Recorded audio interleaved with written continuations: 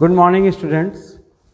Today we will revise our lesson which we have already completed.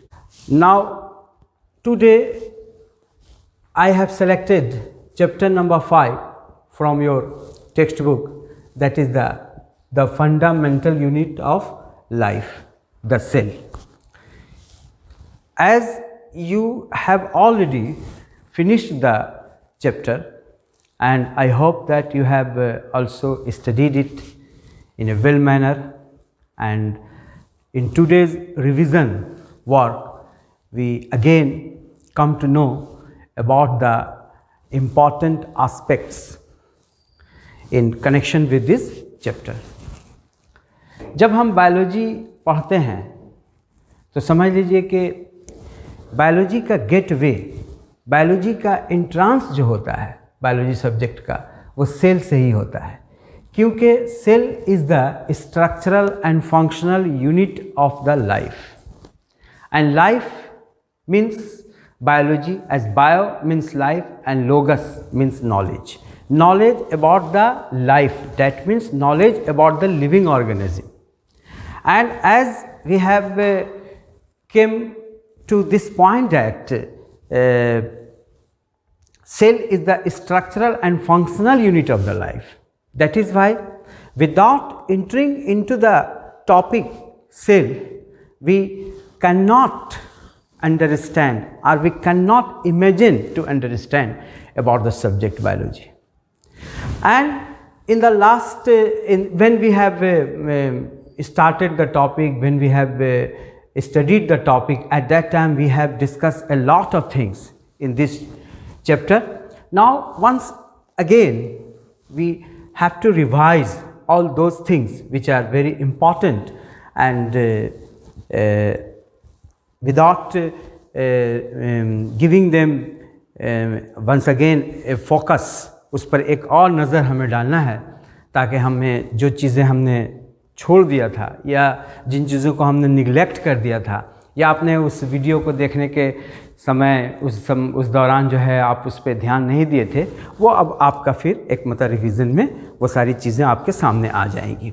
या आपने अगर पढ़ा है, आपने कुछ और अच्छे ढंग से पढ़ने की कोशिश की होगी, तो और कुछ चीज़ें इसमें लास्ट जो पढ़ाया गया था टॉपिक, उसमें अगर कोई कमी रह गई होगी तो वो इसमें हम लोग उसको पूरा कर लेंगे, कोशिश यही रहेगी. तो आइए सबसे पहले बात करते हैं. देखिए, इस टॉपिक को हम लोग को 2 पार्ट में कंप्लीट करना है. रिवीजन का जो वर्क होगा, तो आज का ये जो पार्ट 1 रहेगा, आज जो रिवीजन हम लोग करेंगे पार्ट 1. इस पार्ट 1 में अभी जो रिवाइज करना चाहते हैं हम लोग, वो है बेसिक कंसेप्ट, उसके बाद डिस्कवरी ऑफ सेल, उसके बाद important events in related with the discovery of cell, और उसके बाद सेल शेप और साइज के बारे में बात करेंगे.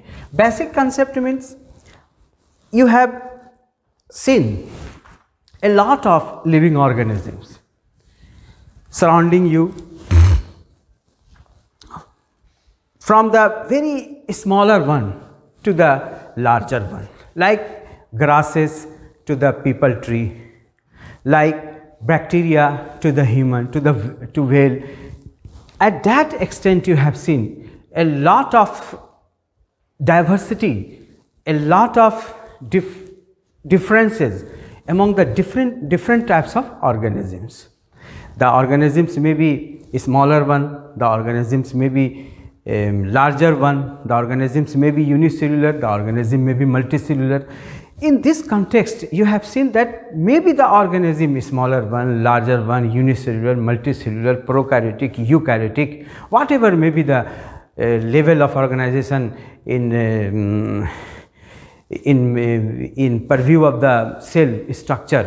The basic thing is that all the organisms, all the living organisms and their body made up of the cell. That means cell is the structural, that is why it is known as the cell is the structural and functional unit of the life. Here when we are talking about the structure, that means the body organized. Structure means the organization part of the body. Suppose if we're talking about our cells, अगर हम लोग अपनी बातें करें या किसी living organism का example ले, अगर अपनी बात करते हैं तो अब समझ लीजिए कि एक ह्यूमन है, हमारे पास कई ऑर्गन्स हैं, कई बॉडी के पार्ट्स हैं, तब एक कंप्लीट बॉडी का ऑर्गेनाइजेशन हुआ। तो हर इस पार्ट का अगर आप जायज़ा लें, अगर इसको आप देखें तो आपको ये समझ में आएगी, हाथ है, पैर है, आँखें हैं, नाक है, कान है ना, ज़बान है, अंदर का फिर बहुत सारा सिस्टम है जिसमें आपका डाइजेस्टिव सिस्टम है, सर्कुलेटरी सिस्टम है, रिस्पिरेटरी सिस्टम है, एक्सक्रीटरी सिस्टम है, रिप्रोडक्टिव, ये सारे सिस्टम्स या ये ऑर्गन, ये पार्ट ऑफ द बॉडी, ये सारे चीज़ें जो हैं, ये सब किन चीज़ों के बना है? ये सेल का बना है। तो structurally all the organism, body का जो ऑर्गेनाइजेशन होगा, जैसा कह सकते हैं हम कि बिल्डिंग जो बने है, जो इमारत खड़ी है बॉडी के ऑर्गेनाइजेशन का, ये इमारत किस चीज़ पर खड़ी है, ये बिल्डिंग किस चीज़ पर खड़ी है? तो सेल पे, सेल का ही बना हुआ है। तो ये तो उसका स्ट्रक्चर हो गया। अब उस बिल्डिंग के द्वारा, उस ऑर्गेनाइज्ड बॉडी के द्वारा what are the different functions perform, क्या फंक्शंस उसके द्वारा हो रहे हैं? ये हमारा बॉडी का पार्ट्स या ऑर्गन या सिस्टम किस तरह से डिफरेंट टाइप के फंक्शंस को अंजाम दे रहा है, डिफरेंट टाइप्स के एक्टिविटीज़ को कर रहा है। ये सारे एक्टिविटीज़, ये सारे फंक्शंस का भी जो है यूनिट सेल है, यानी कि सेल के द्वारा ही बॉडी बनेगा किसी ऑर्गेनिज्म का, और सेल के द्वारा ही वो सारे ऑर्गेनिजम्स के एक बॉडी के जो फंक्शंस होते हैं वो होंगे। चाहे वो एक माने हमारा मूवमेंट है, हमारा लोकोमोशन है, न्यूट्रिशन है, रिस्पायरेशन है, या मॉलिक्यूलर लेवल पे जो सेल के अंदर जो है फंक्शंस चल रहे हैं, बायोकेमिकल रिएक्शंस हैं, all this activities performed by only cell and the organisation of the body is also based on the cell.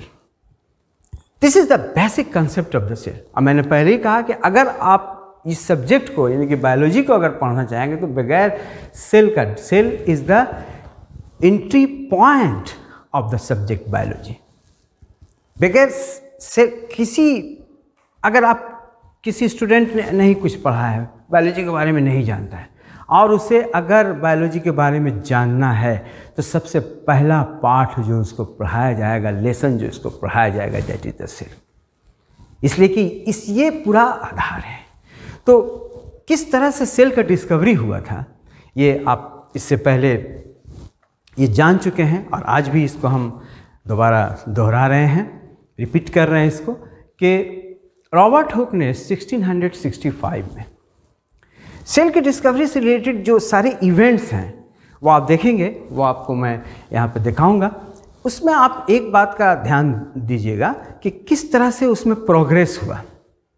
तो उस प्रोग्रेस में जो डिस्कवरी में जो प्रोग्रेस हुआ वो माइक्रोस्कोप के मॉडर्नाइजेशन, और जितना हाईटेक उसमें हुआ, उसमें जितना ज़्यादा डिवाइस अच्छे से अच्छा हुआ, उस अब सबसे पहला जो माइक्रोस्कोप जिसके द्वारा जो है सेल का आविष्कार हुआ, that is self designed by Robert Hooke. Robert Hooke ने खुद उसको बनाया था और उसको प्रिमिटिव माइक्रोस्कोप में रखा जाता है। एक प्रिमिटिव माइक्रोस्कोप था जिसमें उन्होंने बार्क से के स्लाइस जैसे कटे हुए, जिस तरह से ब्रेड को आप इस तरह से काटते हैं, एक ब्रेड का एक बड़ा सा टुकड़ा है, और इस टुकड़े को अगर इस तरह से आप पीस करते हैं तो दैट इज़ द स्लाइस। तो इस हर एक इस टुकड़े को इस तरह से उन्होंने बार्क का स्लाइस करने के बाद जो ये डेड सेल था वो, इसलिए कि बार्क जो है स्टेम का जो पार्ट है वहाँ से निकाल करके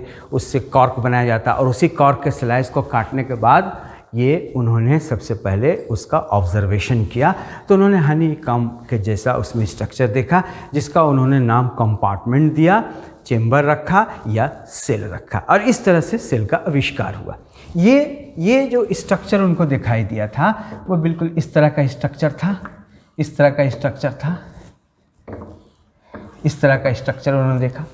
तो इस स्ट्रक्चर को उन्होंने हर एक अलग अलग जो ये चेम्बर था, ये कंपार्टमेंट था, इसको उन्होंने सेल या कंपार्टमेंट कहा। इस तरह से by chance cell has discovered in 1665। इसके बाद आप देखेंगे कि जो बहुत सारे जो इवेंट्स है सेल से रिलेटेड या लिविंग सेल का सबसे पहले 1674 में फिर जब ऑब्जर्वेशन लोएनहोइक ने किया तो फिर उन्होंने जो देखा सेल वो लिविंग सेल को देखा उन्होंने। First time he was the person who observed the living cells under his own made microscope. फिर उन्होंने अपना माइक्रोस्कोप के द्वारा देखा तो उनका कुछ माइक्रोस्कोप जो है रॉबर्ट हुक से कुछ इम्प्रूव्ड था, तो उन्होंने कुछ और चीज़ों को देखने का मैंने क्रेडिट लिया।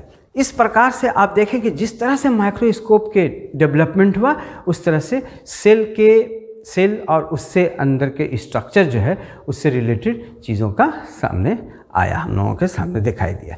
अब आप सबसे पहले ये देख लें कि सेल के आविष्कार के बाद और कई चीज़ें जो हैं सेल से रिलेटेड जो इम्पॉर्टेंट इवेंट्स हैं उसका किस तरह से आविष्कार हुआ और कौन कौन सा इम्पॉर्टेंट ईयर है उससे सेल से रिलेटेड कौन सारे इवेंट है इम्पॉर्टेंट, उसको हम लोग एक नज़र यहाँ देख लें।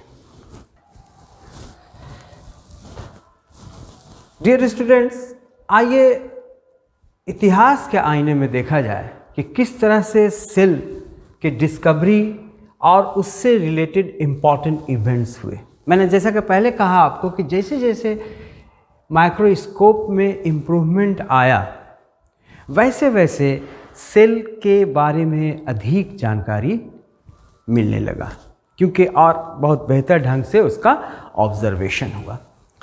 जैसा कि आपको मालूम है कि Robert Hooke was the first who has discovered cell.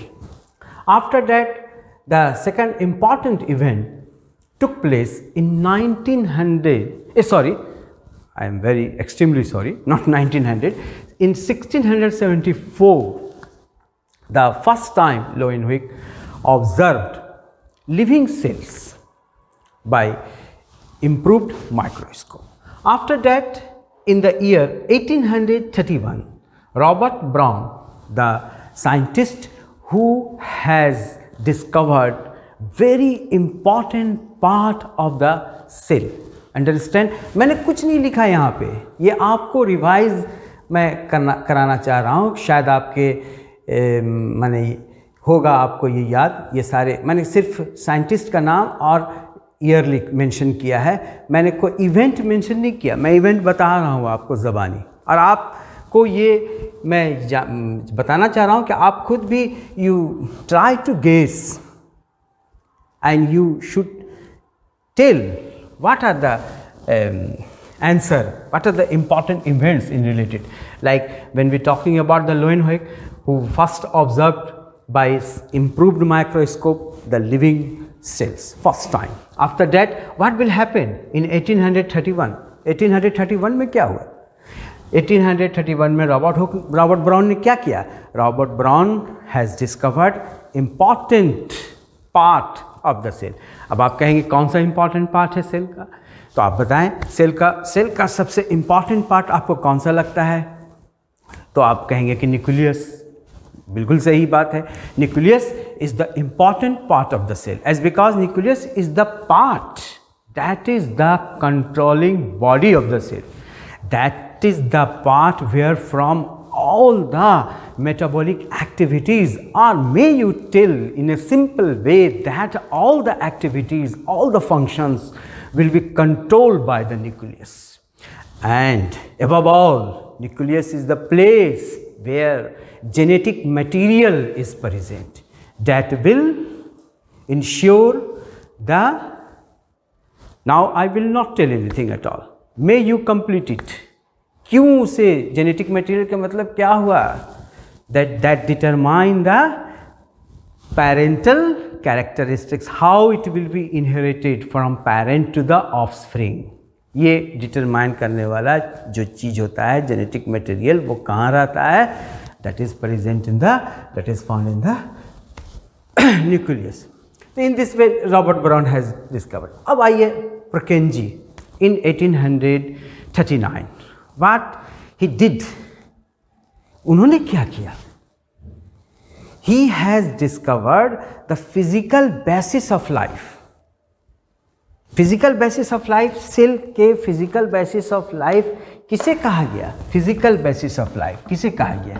Physical basis of life. That is the protoplasm. That is the protoplasm. That means What is the protoplasm? आप इसको इस तरह समझिए कि स्ट्रक्चरली अगर आप सेल को देखेंगे तो प्रोटोप्लाज्म क्या है, प्रोटोप्लाज्म कौन सा पार्ट है।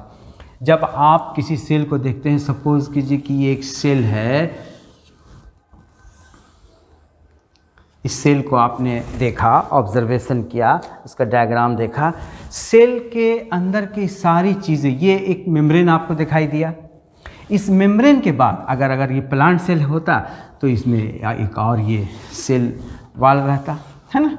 तो इसके अंदर का ये सेल वाल है, ये सेल मेम्ब्रेन है। अब सेल वाल और सेल मेम्ब्रेन, ये जो लिमिटिंग मेम्ब्रेन है इस सेल के, ये सारे सेल के अंदर के लिमिटिंग मेम्ब्रेन के अंदर के सारे कंटेंट जो हैं, अब उसमें जो भी है, चाहे साइटोप्लाज्म हो, न्यूक्लियस हो, या डिफरेंट साइटोप्लाज्मिक ऑर्गेनेलिज हो, ये सारे जो हैं चीज़ जो है, all this are known as the protoplasm. ये सारा प्रोटोप्लाज्म कहलाता है। अब इसी को हम लोग जो है प्रोटोप्लाज्म को फिर अगेन हम लोग क्या करते हैं कि प्रोटोप्लाज्म को साइटोप्लाज्म प्लस न्यूक्लियस अलग अलग कर देते हैं अगर इसे, है ना।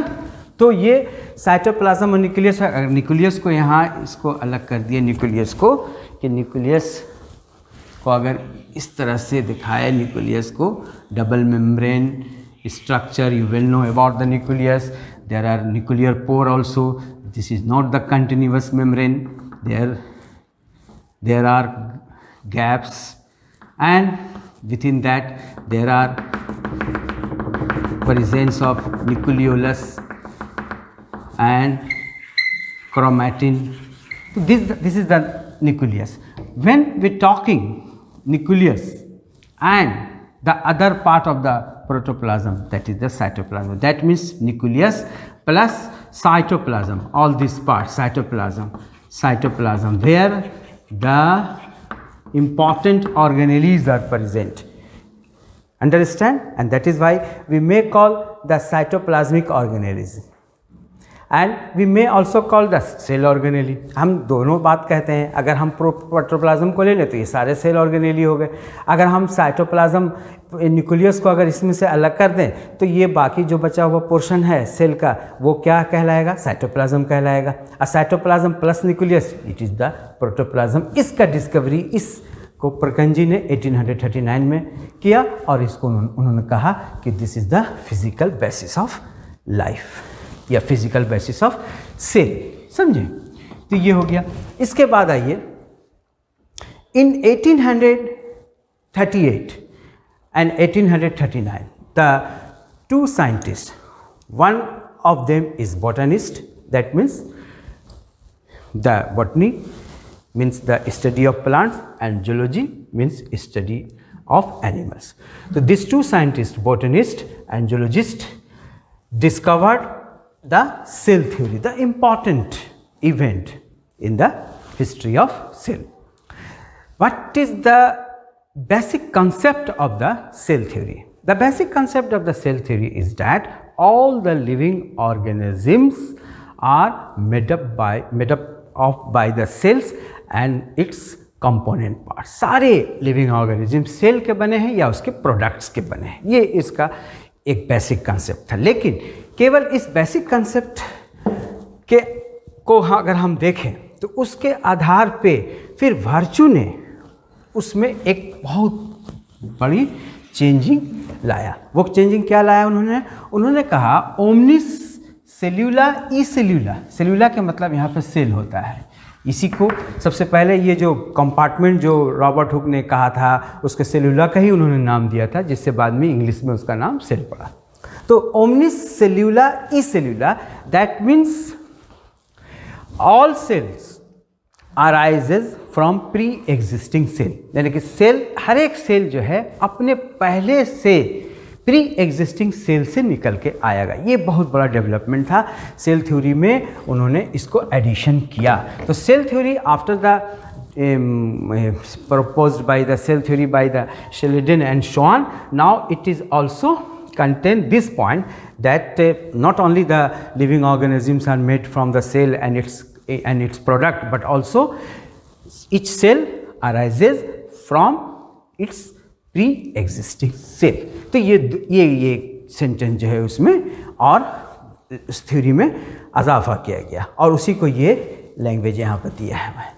उसके बाद बहुत बड़ा जो डेवलपमेंट हुआ, मैंने पहले ही आपको कहा कि जैसे जैसे माइक्रोस्कोप में डेवलपमेंट होते रहा वैसे वैसे सेल के ऑब्जर्वेशन में भी डेवलपमेंट हुआ और अधिक से अधिक उसके बारे में जानकारी मिली।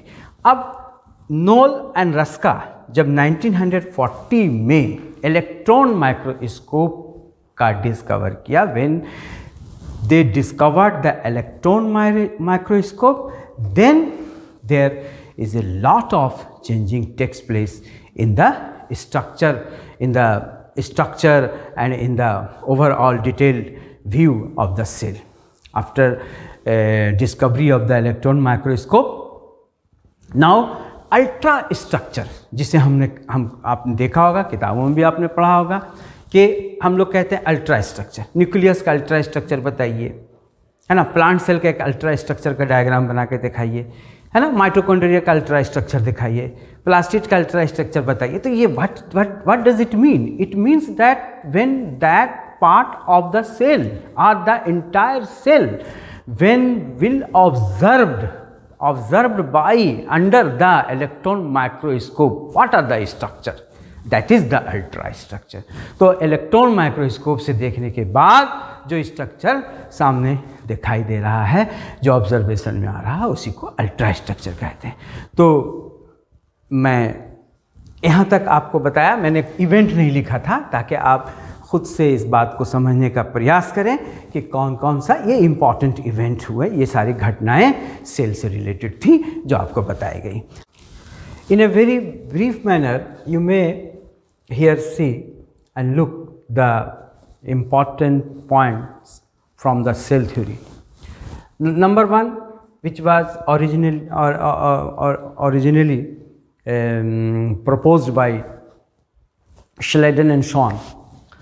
All organisms are composed of one or more cell, and again when Virchow added now the concept of the cell theory, all cells come from pre-existing cells, that vital functions of an organism occur within cells. And now after that, here is a simple definition that you will know that cell is the structural functional. Here a more point here is added. The cell is the basic structural, functional and biological unit of all known living organism. Structure माने उसका organisation कैसा होगा, ये cell के ऊपर depend करता है। सारे जो ऑर्गेनाइज बॉडी है वो अपना जो वर्क करेंगे, जो अपना वो फंक्शन करते हैं, किस पे डिपेंड करता है? सेल पे करता है डिपेंड। यानी कि without cell there is no any function, without cell there is no body building of the living organism, and there is no life and biological unit of all non living organism. अगर हम ऐसा कहें कि तो गलत ना होगा कि सेल के बिना माने उसका लाइफ ही नहीं है। Understand? So this is the some important points from the cell theory and the definition of the cell. Now come to know about that. You have an idea that there are diversity in the living organisms. There is a vast and huge numbers of species, both from the plants and animals. All are made up of by the cells. The cells that compose the body may be a single or maybe more than one, and that is why depending upon the number of cells, the organisms may be classified into the two categories. The first one is the unicellular and the second one is the multicellular. So just when we talking about the depending upon the number of cells, that means the number of cells. So that is maybe the unicellular and the multicellular. Unicellular and multicellular. Multicellular. Uni means one, single, एक cell से organisation हुआ body का. अब multi, more than one, बहुत सारे, ढेर सारे, समझे. तो यहाँ पे ये मल्टीसेलुलर. अब इसका एग्जाम्पल आपने पढ़ा होगा, बैक्टीरिया इसका एग्जाम्पल है, ठीक है. उसके बाद आपने देखा होगा पैरामेशियम इसका एग्जाम्पल है, अमीबा इसका एग्जाम्पल है, अमीबा इसका एग्जाम्पल है ना. उसके बाद क्लामाइडोमोनस, इसको आपने देखा होगा, क्लामाइडोमोनस इसका एग्जाम्पल्स है, ठीक है.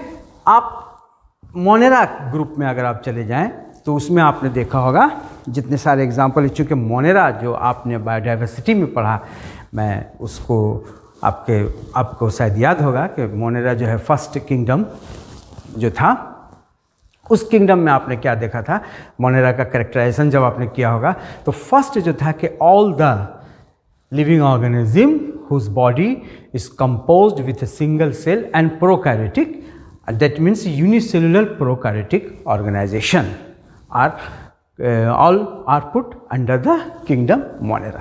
तो उस मोनेरा के सारे एग्जाम्पल्स आप इसमें रख सकते हैं. और उसके बाद मोनेरा के बाद के जितना भी आप किंगडम आपने देखा वो सारा जो है, इसमें कुछ एक्सेप्शन भी था फंगी में, कुछ उसमें यूनिसेलुलर ऑर्गेनिजम्स भी फंगी किंगडम में. The kingdom fungi not only comprising the multicellular organism but that also comprising some unicellular organisms like the yeast when we talking about the unicellular example. तो आप इसमें सारे examples आप उसमें दे सकते हैं, मैंने ऑल द. इसलिए हम लोग कभी कभी इस तरह के एग्जाम्पल्स में हायर एनिमल्स और प्लांट्स भी रख सकते हैं, या plants and other plants and animals, समझे, जिसमें आपका प्लांट्स भी हो गया, एनिमल्स भी हो गया, ह्यूमन भी हो गया, ऑल आर दिस मल्टीसेलुलर. तो ये आपने देखा कि depending upon the number of cells the organisms में भी यूनिसेलुलर एंड मल्टीसेलुलर.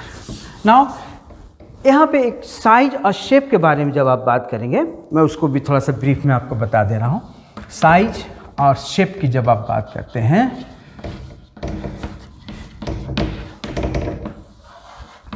तो इसमें देखिए एक बात याद रखेंगे आपने, अगर आप टेक्स्ट बुक अच्छे से पढ़े होंगे ध्यान से, तो टेक्स्ट बुक में जो है क्लियर ये एक पैराग्राफ में पूरा इसको दिया गया है, आप उसको देखेंगे कि the size and shape of the living organisms और the size and shape of the cell that is correlated with the functions. ये फंक्शंस के अनुसार किसी भी सेल का साइज होता है, शेप होता है.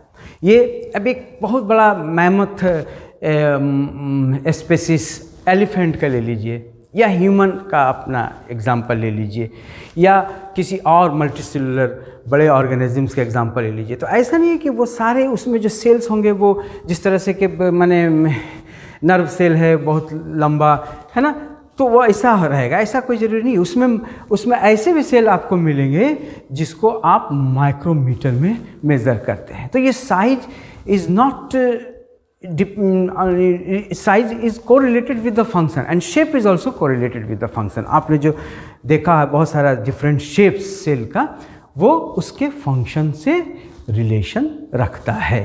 कैसा फंक्शन होगा, उस सेल के द्वारा कौन सा फंक्शन किया लिया जाएगा, उसके आधार पर उसका शेप होता है. तो इस बुनियाद पर सेल के साइज और शेप में काफ़ी वेरिएशन से, जो आपने देखा बैक्टीरिया जैसे कि 0.5 माइक्रोमीटर है, उससे लेकर के फिर आप कई मीटर तक का सेल आपको मिलेगा. तो इस प्रकार से आप सेल के साइज को देख सकते हैं. और सेल के शेप में आप ओवल शेप है, एग शेप है, स्फेरिकल है ना, पॉलीगनल है, इस तरह से और भी कई डिफरेंट शेप्स आपको मिलेंगे. आइए अब इसके बाद हम लोग जो है कोर ऑफ द टॉपिक पे आते हैं, यानी कि सेल जो है कंपोज्ड जो हुआ है वो किस तरह से हुआ है, सेल के कौन कौन से कंपोनेंट पार्ट्स हैं। एक डायग्राम यहाँ पे रफ डायग्राम अगर आप देखें तो आप उस रफ डायग्राम के आधार पे may you try to understand, and depending upon this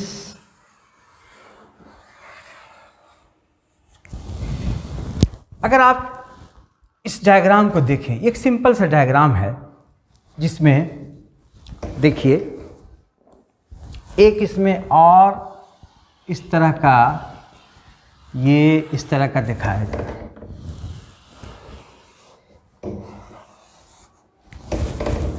उसके बाद ये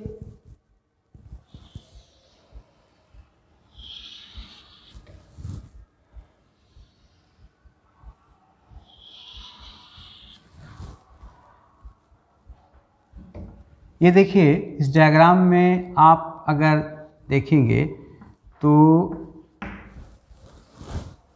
हम लोग बात कर रहे हैं, पहले हम अपने टॉपिक को लिखें, यहाँ पे इस पॉइंट्स को लिखें जिस पे हम लोग अभी समझने का कोशिश कर रहे हैं। कंपोनेंट्स ऑफ सेल, एक सेल के कंपोनेंट पार्ट क्या है ना।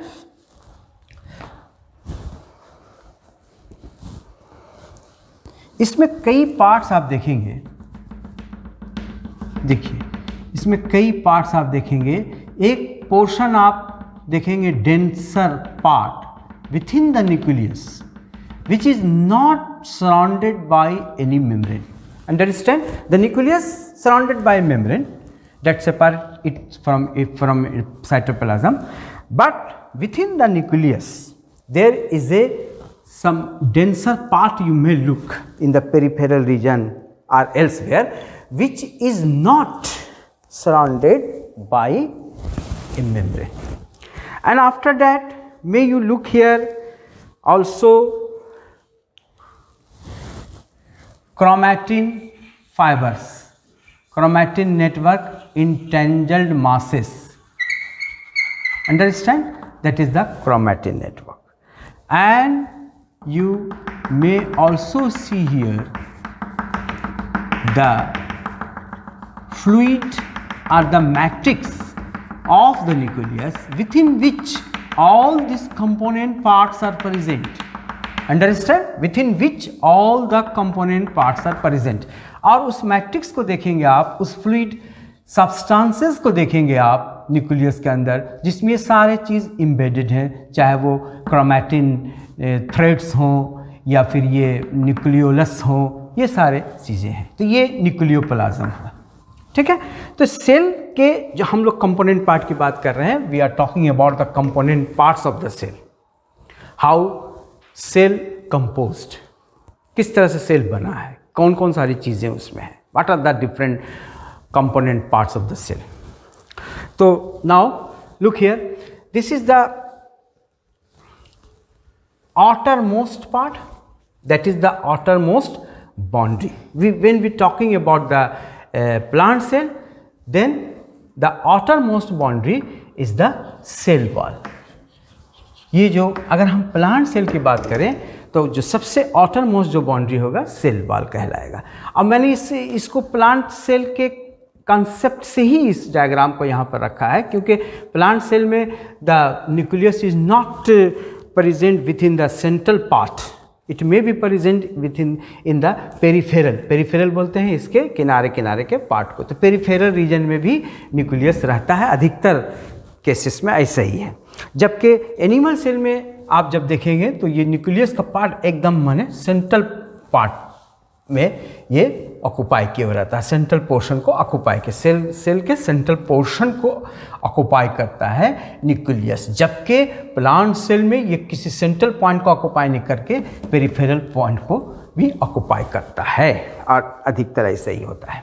अब इसके बाद इसके अंदर जो है फिर मैट्रिक्स होंगे, ठीक है। अभी आपको हमने बताया था कि प्रोटोप्लाज्म, साइटोप्लाज्म प्लस न्यूक्लियस, तो बाउंड्री के अंदर बाउंड्री के अंदर अगर हम देखें कि साइटोप्लाज्म और न्यूक्लियस दोनों मिल गए तो प्रोटोप्लाज्म हुए। अगर हमने न्यूक्लियस को अलग कर दिया, जिस तरह से हमने यहाँ पे अलग दिखाया है, ये जो न्यूक्लियस का पार्ट है, ये nucleus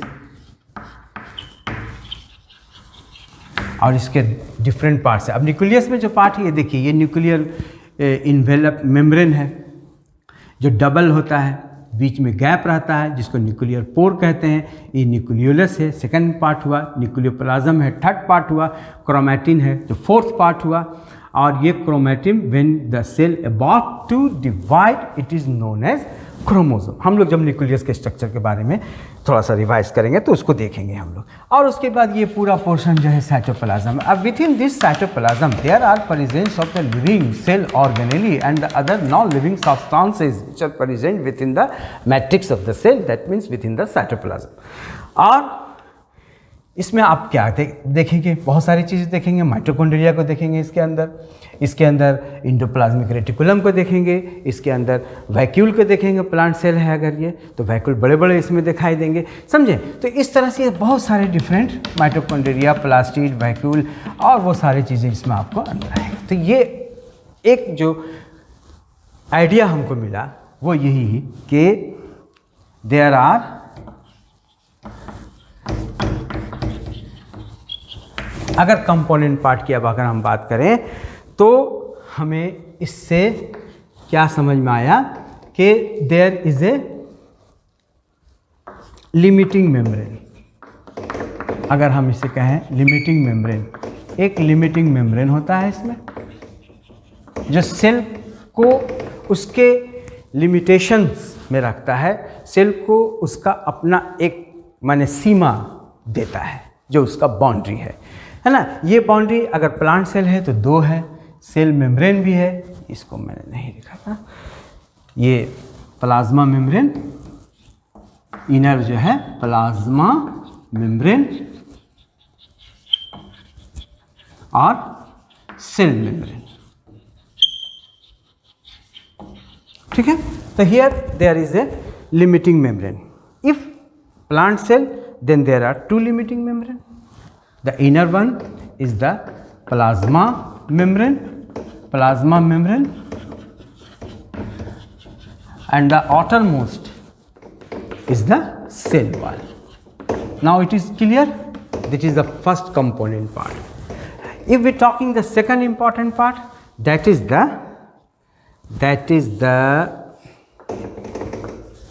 cytoplasm, where we may see the cell organelles, living cell organelles, and the other non-living substances.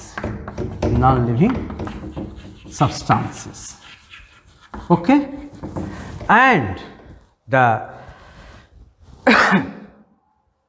third important part is the nucleus. Third important part is the nucleus. So this is the different important component part of a cell. Now after knowing this fact, we come to know about these 2 limiting membrane. Now here just we have discussed with the diagram that what are the important part of the cell, and now I have written those parts here, like basic structure, or in the textbook you have seen what is the component part which made the cell. ये इस तरह से आपके text book में भी लिखा हुआ है, उसी को देखिए यहाँ पर। तो first one I have only here added one point, that is the limiting membrane. जैसा कि हमने देखा कि प्लाज्मा मेम्ब्रेन हो या सेल वॉल हो, ये एक लिमिटेशन में सेल को रखता है, एक डेफिनिट इसको शेप देता है ना। तो ये जो लिमिटेशन है ये डिपेंड करता है उसके बाउंड्री पर।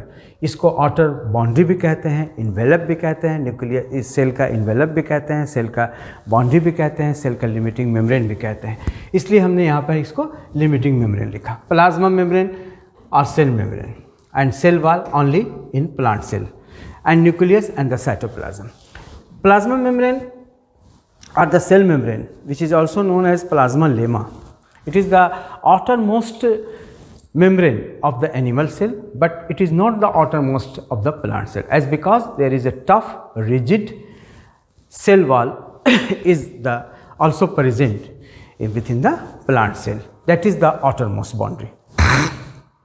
Plasma membrane is a flexible and having the quality for the exit and entry of selected or selected substances. That is why it is known as selectively permeable membrane. It is its nature and it is its function. It is not only protects the cytoplasm, it protects the, what is the function of the boundary. अगर आपके घर में भी boundary है, अगर outer most boundary wall है आपके घर का, कैंपस का, तो इसका फंक्शन क्या है? आपके घर का सुरक्षा करना, जो आपका मेन बिल्डिंग है, जो मेन पार्ट है घर का, उसका सुरक्षा करना। इसी तरह से ये अगर सेल मेम्ब्रेन या प्लाज्मा मेम्ब्रेन जो है पूरे सेल का सुरक्षित रखता है, उसका सुरक्षा करता है। They can protect the entire content of the cell. What are the content of the cell? The two important content of the cell, that means the nucleus and cytoplasm. That means nucleus and cytoplasm. It protects the nucleus and cytoplasm. ये nucleus और cytoplasm को protect करता है। उसके बाद cell to cell जो कुछ चीज़ों का एग्जिट निकलना सेल से, एक सेल से फिर किसी चीज़ का किसी दूसरे सेल से उस सेल में जाना, that means the entry and exit of the important substances, but it only allow some selected substances to expel out and to come in, and that is why it is known as the selectively permeable membrane. Now we may look the some important functions of this, and thereafter we shall discuss about the some important facts about the cell wall. Now look here, the important functions of plasma membrane. It gives a definite shape to the animal cell, as because it is the outermost membrane in case of the animal cell. The plasma membrane is semi-permeable membrane. Just I have written here the short form SPM, semi-permeable membrane. That is the semi-permeable membrane. Semi-permeable membrane. That means it allows some substances to pass through it, or it may disallow certain substances not to pass through it. It provides protection. आपको मैंने कहा ही था कि ये protection, इसका किसका protection? आप कह सकते हैं साइटोप्लाज्म का, अंदर का सेल के प्रोटेक्शन, इंजरी से बचाता है, उसको प्रोटेक्ट रखता है। Just I have briefly written here, not in the full functions. Cell membrane are, it is very important part. Cell membrane are flexible. The flexibility of the cell membrane enables the cell to engulf in food and other materials from its surroundings, external environment or surroundings. Such processes is known as endocytosis. This is very important. And क्या आप बता सकते हैं, do you know which animal procure their food materials by this process? आप सोचिए और सोच के बताइए कि कौन ऐसा एनिमल है, आपके बुक में भी दिया हुआ है, इस फंक्शन के आधार पे वो अपना फूड लेता है। तो आपका उत्तर होना चाहिए क्या? अमेबा। इसे आप देखेंगे, ठीक है। और उसके बाद देखिए मैंने सेल वॉल के मैं यहाँ पर डिफिनेशन लिखा है कि in plant cells in addition to the plasma membrane have another rigid non flexible outer covering called the cell wall. It is made up of cellulose, और ये जो है सेल मेम्ब्रेन या प्लाज्मा मेम्ब्रेन बना रहता है लिपिड और protein का, है ना। सेल मेम्ब्रेन मैं इसे लिख दे रहा हूँ यहाँ पे आपको। ये तीनों जो मटेरियल्स का नाम मैंने लिया आपके सामने, जो cellulose cell wall, understand, and second important materials is lipid and protein, the third, understand. Cell membrane are composed by lipid protein, that is also known as lipoprotein. Lipoprotein, all are this, that is the cellulose, lipid, protein, it is the carbohydrate, all are this organic, all are these organic substances. Organic के माने इसमें carbon होंगे ही, hydrogen होंगे ही, oxygen होंगे ही, understand. तो all this three are the important chemical substances that composed cell wall and the cell membrane or the plasma membrane. Now, similar to the fact of the plasma membrane, as like in case of the animal cell, the cell wall also give the definite shape to the plant cell. It protects the internal parts of the cellular part, and it can also withstand the osmotic pressure when they, as it is permeable, and that is why if there is a entry or the flow of water from the medium or the from surrounding to the cell, it can withstand that pressure. Understand? This is the functions of the cell wall. तो ये सारे functions cell wall हैं आपका, ये जो detail में तो आपको बताया गया है, केवल मैं यहाँ पे ब्रीफ कर रहा हूँ आपके सामने. अब इसके बाद जो है हम लोग जो है एक इम्पॉर्टेंट फंक्शन पे चर्चा करेंगे, सेल मेम्ब्रेन का और या प्लाज्मा मेम्ब्रेन का, जो रिलेटेड है आपके दो इम्पॉर्टेंट प्रोसेस, डिफ्यूजन और ऑस्मोसिस. जैसा कि आपको मालूम है, आपने पढ़ा भी है, और मगर जस्ट उसको मैं एक ब्रीफ में आपको बता दूं. पहले हम लोग इसका डिफिनेशन समझें. What is diffusion? The spontaneous movement of the substances, molecules from a higher concentration to the lower concentration, a higher region of concentration to a lower concentration region is known as diffusion. And it is diffusion may be in case of the gas, in case of the liquid, in case of the solid, in all the three states of the matter. But when we are talking about the osmosis, it is also the movement, but it is the movement of the solvent or water only through the across the semi-permeable membrane. So this is the two different important things which are related with the functions of the plasma membrane or the cell membrane. Here we are talking first about the diffusion, that how where you have seen this type of processes, by these processes how the living organism benefited, किस तरह से उसको लाभ होता है इस process diffusion की तरह. बहुत सिंपल एग्जांपल है. इस एग्जांपल को हम लोग खुद का भी में देख सकते हैं. आप कार्बन डाइऑक्साइड आपके बॉडी में बन रहा, within the cell there is a accumulation of carbon dioxide. Why? As because it is the waste products. There is a waste materials. When produced within the cell, it must expel from the cell. When the concentration of the carbon dioxide will be greater within the cell in respect to the surrounding, then what will happen? Carbon dioxide from higher concentration, that means from the cell, it expelled out to the environment. Similarly, if you are talking about the intaking of the oxygen, the same procedure will be followed.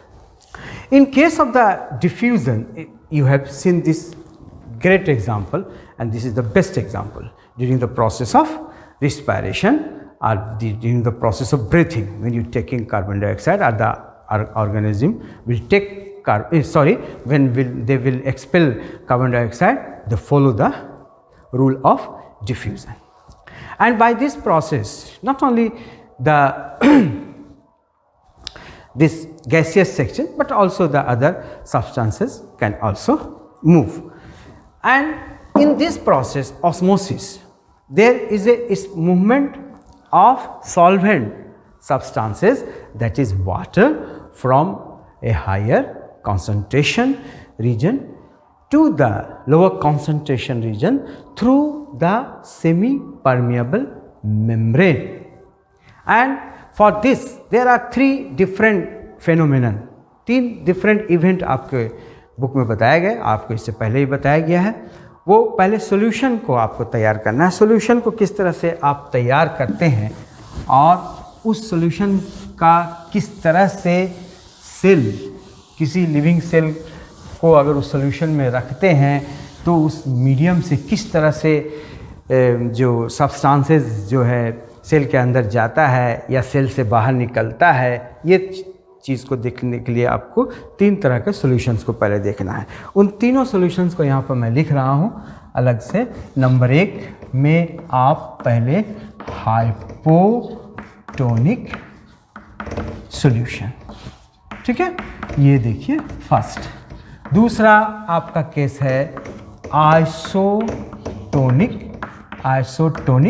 Solution, okay.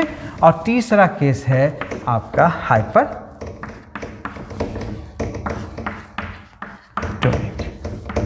Solution. First case में आप देखेंगे कि अगर medium, if suppose there is a medium, it is the medium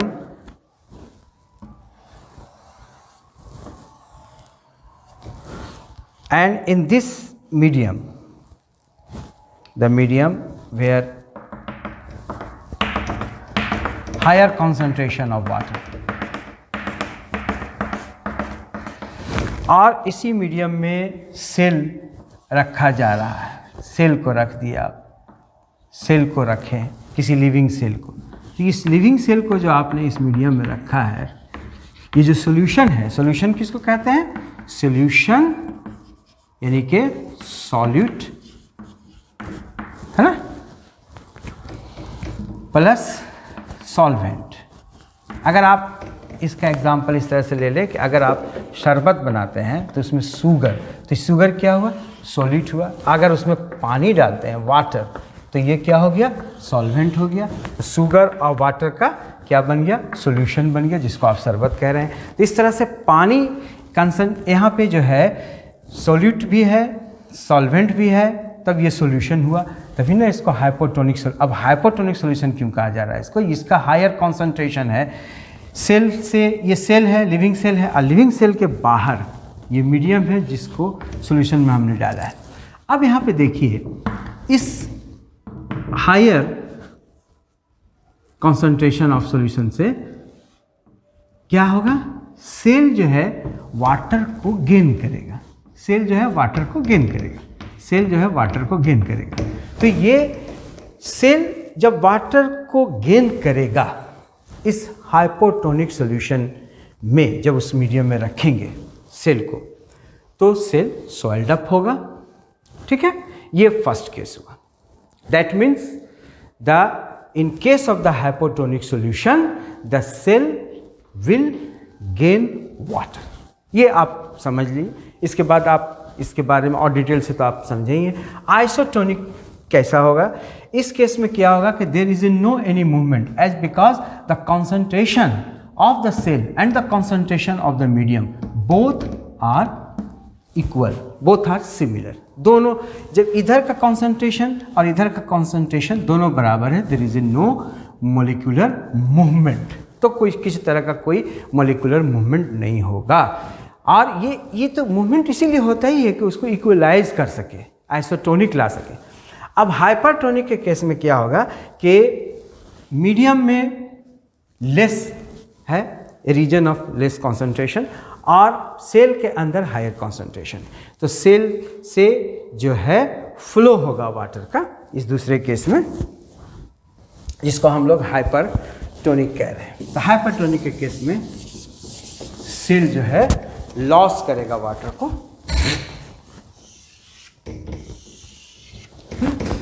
cell को, अगर cell इसमें है तो ये वाटर जो है यहाँ से